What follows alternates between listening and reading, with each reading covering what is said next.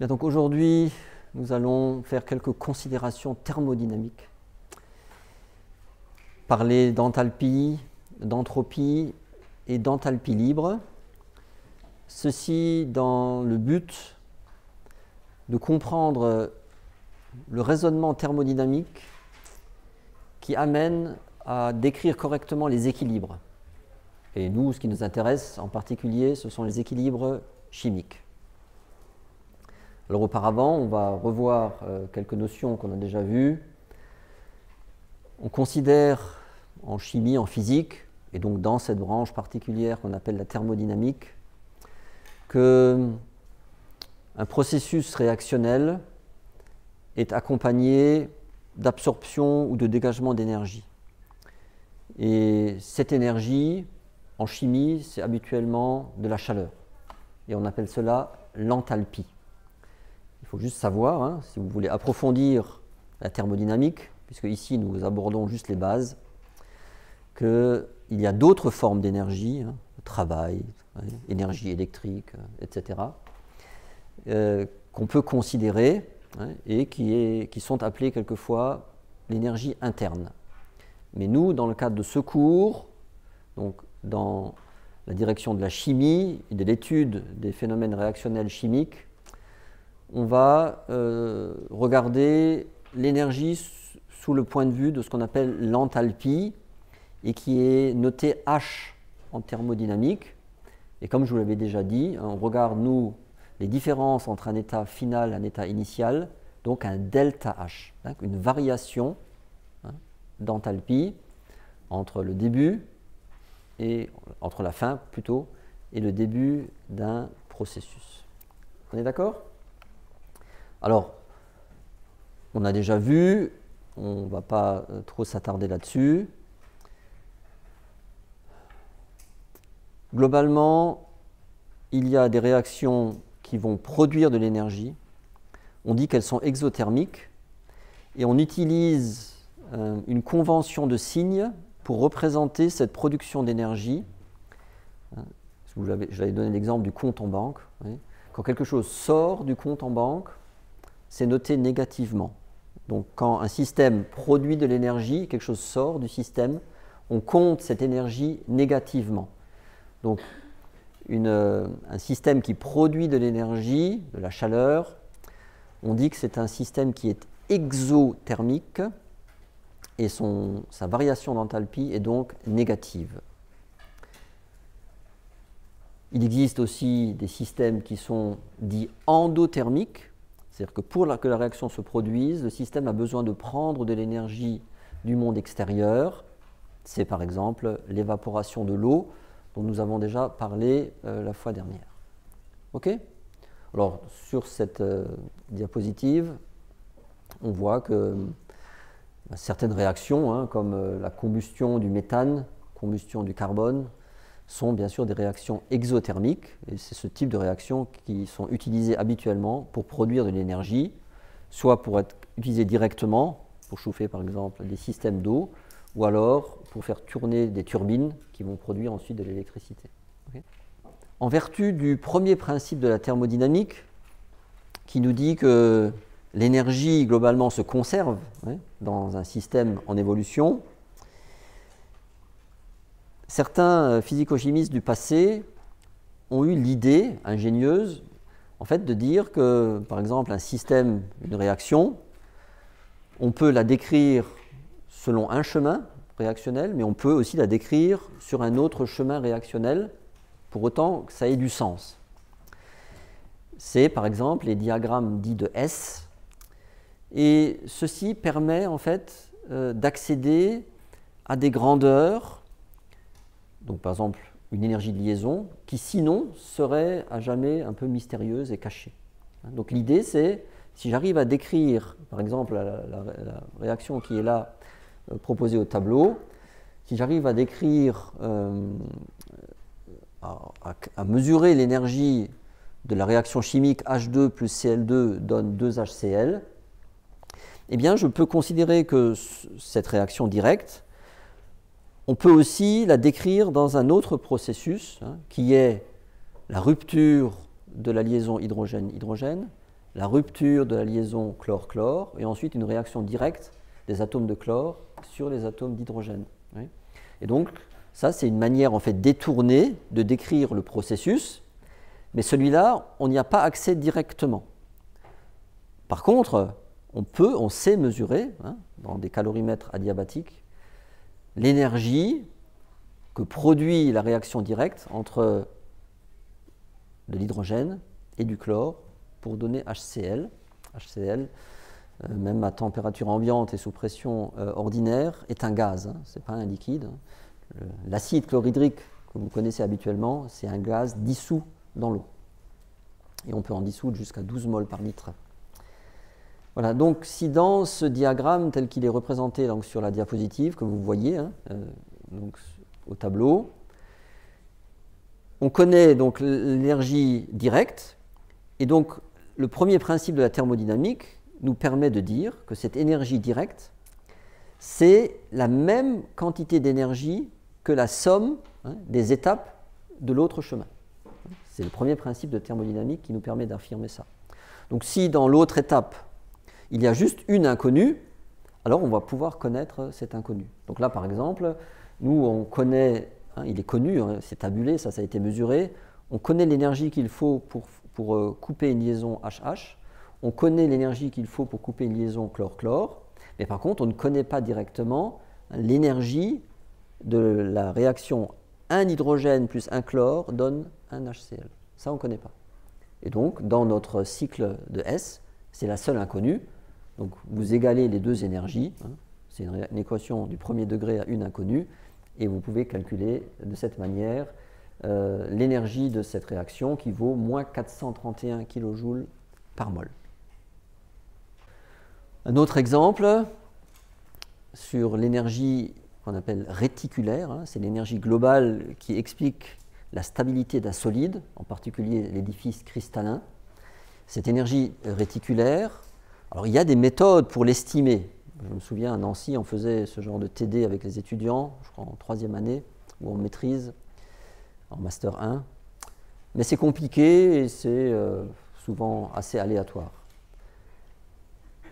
Par la même considération que les cycles de S, donc c'est un cycle de S mais adapté au solide, on peut calculer de cette manière-là cette énergie réticulaire. Donc dans notre cycle qui est représenté au tableau, l'énergie réticulaire par définition, c'est l'énergie qui correspond en fait au passage des ions gazeux au solide cristallin. Donc vous le voyez à droite là dans le dessin, dans le schéma qui est représenté, ça c'est l'énergie réticulaire dans sa définition. Donc nous on veut connaître l'énergie réticulaire de NaCl et on sait chimiquement réaliser l'expérience de la synthèse directe de NaCl à partir de sodium et de chlore. Donc ça on le fait et on est capable de mesurer l'énergie de cette réaction. Donc ça on sait faire, ça se mesure expérimentalement, on appelle ça l'énergie, la variation d'enthalpie de formation de NaCl. Et comme tout à l'heure, maintenant, on s'amuse à décomposer le processus de telle manière, donc de manière intelligente, à faire apparaître la définition de l'énergie réticulaire. Donc, qu'est-ce qu'on fait? Eh bien, on a du sodium solide, on va transformer ce sodium en sodium gaz, la première chose, et ensuite, il faut arracher un électron à ce sodium pour avoir le sodium plus à l'état gazeux. Vous voyez, on veut ça. Donc là, il y a déjà deux étapes.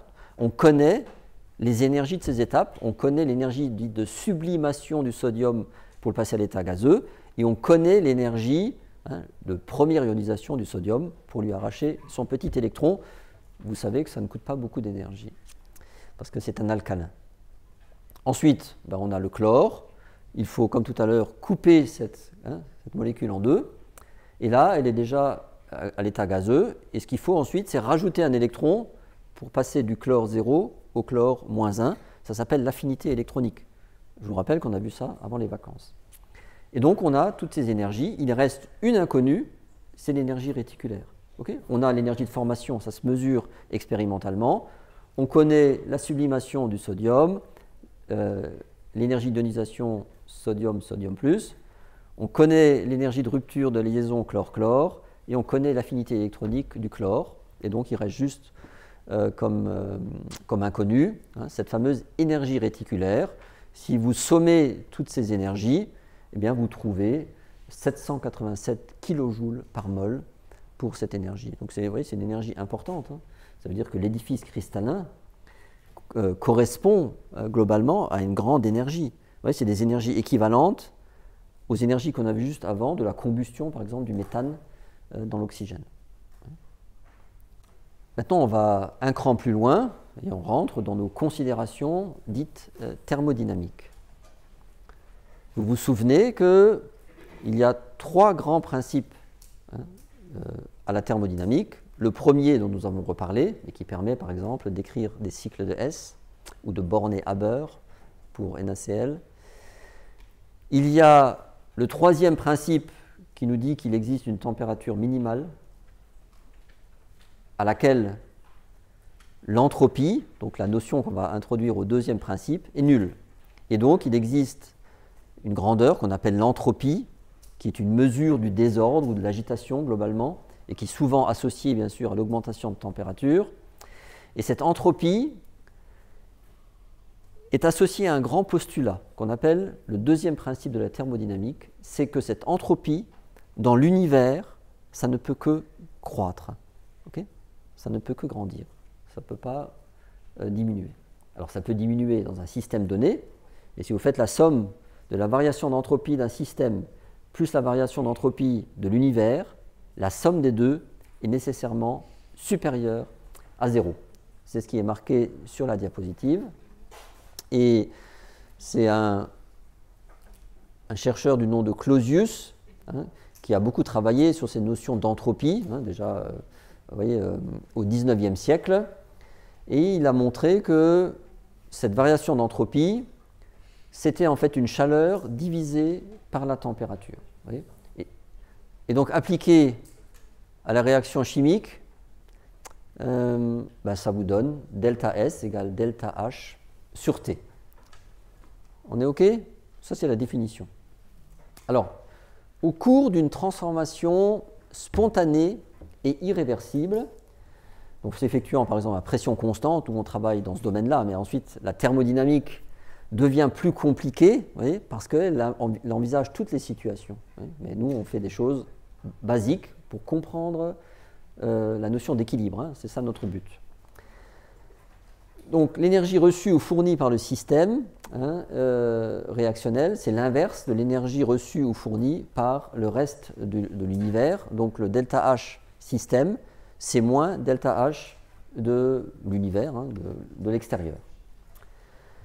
Donc si la température est constante, on fait cette hypothèse pour simplifier les calculs, eh bien la variation d'entropie du monde extérieur, c'est égal à la variation d'enthalpie du monde extérieur divisée par la température, et c'est donc égal à moins la variation d'enthalpie de mon système sur la température. Nous, on veut, pour décrire un système réel, donc une transformation réelle qui est donc spontanée, irréversible, on veut absolument, parce qu'on s'appuie sur ce postulat, que la variation d'entropie de la somme des deux soit supérieure à 0. Donc c'est ce que j'écris. Delta S de l'univers, c'est delta S de mon système plus delta S du monde extérieur, et ça, c'est supérieur ou égal à 0. Maintenant, on peut remplacer les termes par ce qu'on a vu juste en haut. Ça vous donne delta S de l'univers, c'est delta S système moins delta H système sur T. D'accord ? C'est l'équation qui est juste au-dessus. Maintenant, si vous multipliez cette inégalité par T, eh bien, vous voyez, on définit à ce moment-là une fonction qui est delta H du système moins T delta S du système. Et si vous l'écrivez de cette manière-là, vous voyez, eh bien, ça, c'est nécessairement inférieur à 0. Oui, pour une transformation spontanée et irréversible, avec donc un accroissement de l'entropie de l'univers. Eh bien, cette fonction, elle s'appelle l'enthalpie libre en thermodynamique. Oui, et cette fonction est très importante parce qu'elle a le caractère en fait d'un potentiel, si vous voulez. C'est-à-dire que tant que le système est spontané et irréversible, si vous calculez sa variation d'enthalpie libre, cette variation doit être négative. Et cette variation est négative jusqu'à un moment où elle va être nulle. Et quand elle est nulle, c'est ça qu'il faudrait que vous reteniez, s'il vous plaît. Quand cette variation d'enthalpie libre est nulle, alors nous sommes à l'équilibre. Oui, la réaction, le système a arrêté d'être spontané et irréversible. J'avais donné l'exemple, et que vous trouvez dans une autre vidéo de notre chaîne, du café chaud sur la table. Oui. Réaction spontanée irréversible, le café chaud se refroidit. Et à un moment, eh bien, la température du café est égale à la température de l'amphithéâtre. Nous sommes à l'équilibre. À ce moment-là, delta G est égal à 0. Alors je vous propose comme un exemple d'application sur un système qu'on connaît assez bien. Comment est-ce qu'on peut calculer de manière un peu grossière, entre guillemets, cette variation d'enthalpie libre? On prend le cas donc, de l'eau qui va bouillir. Donc, vous avez compris, delta G, c'est delta H moins T delta S. Donc, application numérique. Vous savez qu'à 273 Kelvin, l'eau liquide, sous une pression normale, se transforme en vapeur d'eau. Nous sommes là à un équilibre. Et cette chaleur latente, c'est un terme ancien que j'aime bien, que je continue à utiliser. Bon, les plus modernes disent enthalpie de vaporisation, comme vous voulez. C'est la même chose. Ça vaut 44 kJ par mol dans le cas de l'eau. Et ça, c'est l'énergie qu'il faut fournir à une mol d'eau, donc 44 000 joules, pour transformer une mol d'eau en une mol de gaz. Et ça se fait à température constante. On l'a vu ce matin en TD. Vous vous souvenez? Bien. Alors, à cet endroit de la transformation, on peut calculer l'entropie selon la formule de Clausius. L'entropie, c'est simplement delta H divisé par la température, donc 44 en kilojoules divisé par 273, ça fait 0,118 kJ par mol, et par Kelvin, c'est d'ailleurs, vous voyez, l'unité de l'entropie, se rajoute là donc l'unité des Kelvin, bien sûr, parce qu'on divise par la température. Et bien sûr, vous avez compris, comme on est à la température d'équilibre, delta G, la variation d'enthalpie libre, est nulle, puisqu'on est à l'équilibre. Alors maintenant, on peut s'amuser à calculer ce delta G à 95 degrés Celsius, ça veut dire 5 degrés en dessous de l'équilibre.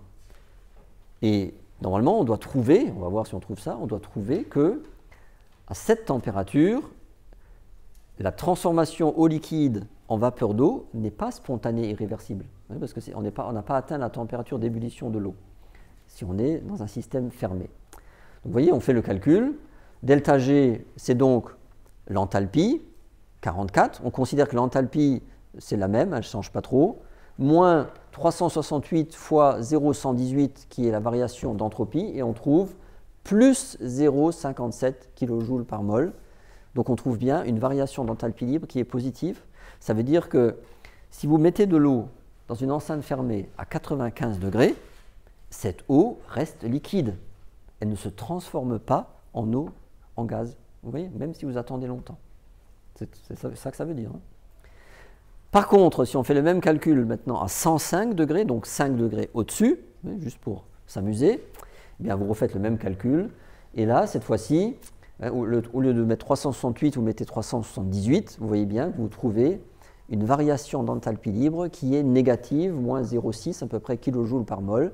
Ça veut bien dire que à cette température, si la pression est à peu près la même au-dessus de l'eau, eh bien, de manière spontanée et irréversible, toute l'eau liquide va être transformée en vapeur d'eau. Et à l'équilibre, delta G est égal à 0.